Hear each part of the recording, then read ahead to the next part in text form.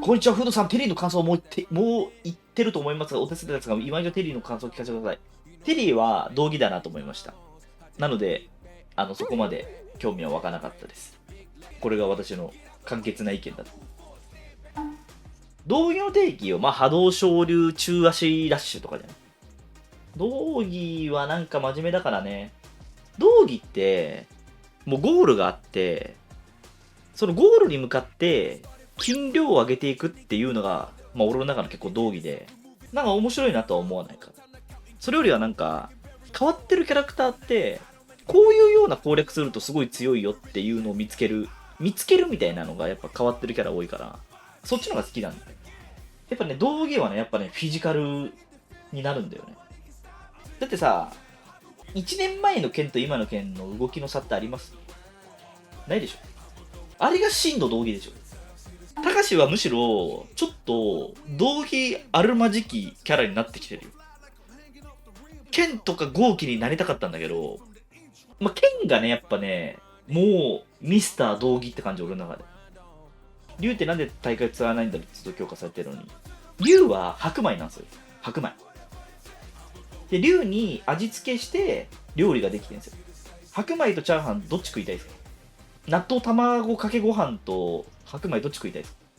で、最近、ちょっとなんか、塩とか振ってくれるようになったみたいな感じ。だから、竜の、その、悲しいところはそこなの。白米だ。他は、その、チキン南蛮定食みたいな感じになってんのよ。豪気とかもすごいもんある。もう豪気完全にチキン南蛮定食だね。当然ライスもついてくるっていう。集中は。だって集中しなくても、強い波動拳打ってるやついるから。剣ってやっぱね、超強いと思うんだよね。剣の評価すごい高くて、めっちゃシンプルにすごい強いなと思う。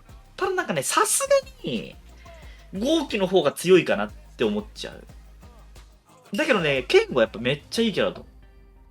そうだね、ルークはカツ丼からカツ奪われて卵丼になった感じだね、本当に。いや、テリーは相当美味しい丼になると思いますよ。いくら丼ぐらいにはなるんじゃないですか、これ。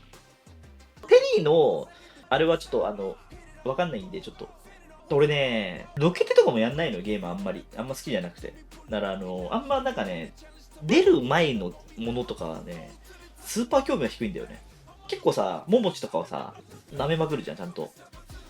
テリーをね、しゃぶり尽くすとか、そういうの、孫さんとかもそうだろうな。そういうの好きな人いると思うんだけど、俺全然ないんだよね。次の調整で強化もらえるキャラ。確かになあんま考えてないけど、誰強化もらえるんだろうね。ジェイミー、ありそう。ジェイミー怖いね。ちなみに、ダルシムは結構壊れる要素あるから。ダルシムさんは、ちょっとリーチかかってますよ。ダルシムはね、弱いんだ、めっちゃ。なんだけど、一部強い技が存在してて、それが、ガチって調整と噛み合った時に多分めっちゃ化ける。だから俺やっぱリバの、格差をそのまま放置するのはマジでないなと思ってるから、リバの格差だけはマジでなんとかしてほしいわ。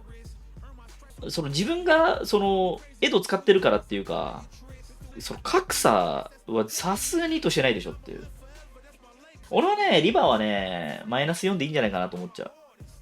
マイナス4にして、それでリバーが強すぎるとか文句言う奴がいるんだったら、じゃあ今まで、弱攻撃しか入んなかった奴らのことに謝ってくださいって俺は言い返しますよ。でもそういう奴らがいっぱい湧くから、そいつらに謝らせてますよ、俺は全員に。キンバリーをプロの大会でもそれも大会であんまり見かけないから使えて、キンバリーを例えば最強にしたら、めちゃめちゃ暴言増えますけどね。これね、むずいのよ。キンバリーとかって、もうなんかはちゃめちゃぶん殴りキャラだから、このキャラ強くすると、多分コメント荒れる。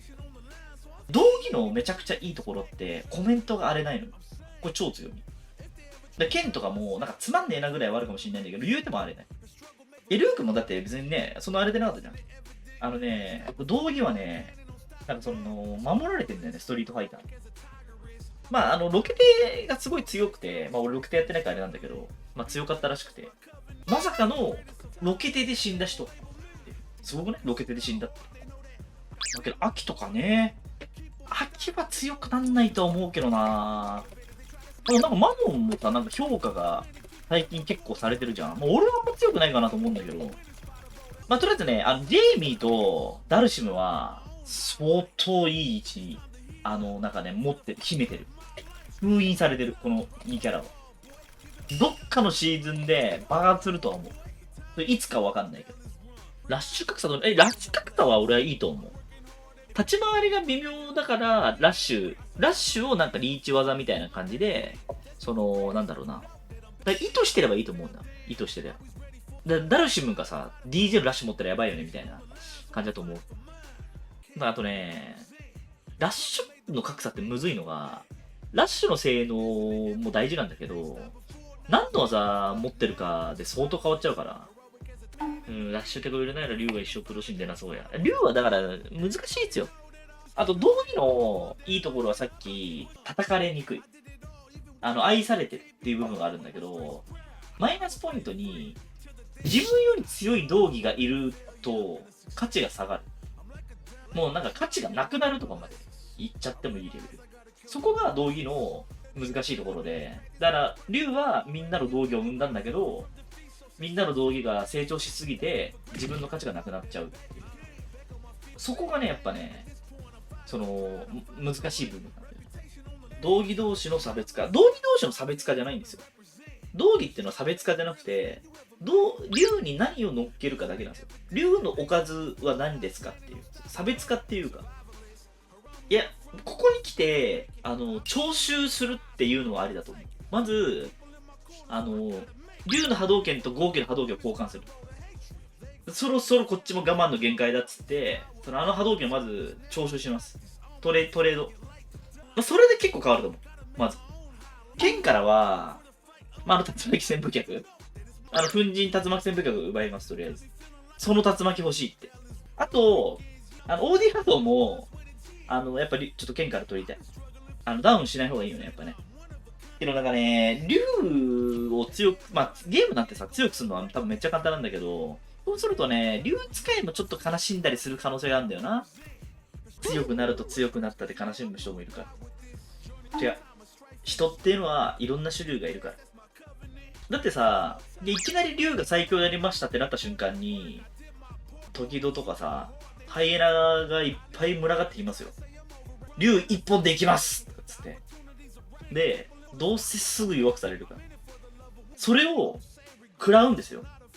いろんな道義が集まってきて、ガウガウガウガウってやられて、結果なんか、弱くなって帰ってきたんだよ。まあ、エドは結構ストフェイブのエドとはちょっと違うから、まあなんか、そこはね、あんまり大丈夫だと思うんだけど。